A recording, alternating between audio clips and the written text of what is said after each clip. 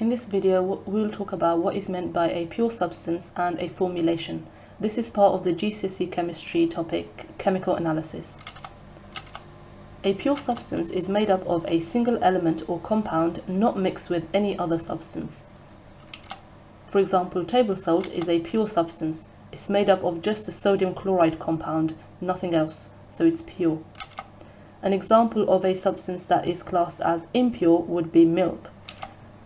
Even though in everyday language we say milk is pure, according to this definition, milk is an impure substance. It's a mixture of fats, minerals, proteins and water. Pure substances melt and boil at specific temperatures, so they have very specific and fixed melting and boiling points, whereas impure substances melt and boil over a range of temperatures. So, for example, an impure substance might start melting at one temperature and finish melting at a higher temperature, and the range might be like about 7 degrees Celsius.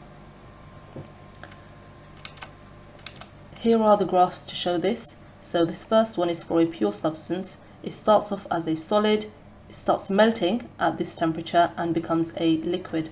So you can see the melting point, the temperature at which it melts is one fixed temperature. Whereas an impure substance starts off as a solid here, it starts to melt at one temperature but finishes melting at a different temperature, and then it turns into a liquid. So it has a range for the melting point. It has a range of temperatures. So that's how you can distinguish between a pure substance and an impure substance. The last thing we're going to look at is a formulation. So you need to know the definition for this. It's a mixture designed as a useful product.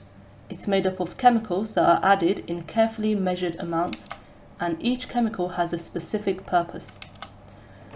Here are some examples of formulations: fuels, medicines, alloys, foods, fertilizers, cleaning agents, and paints.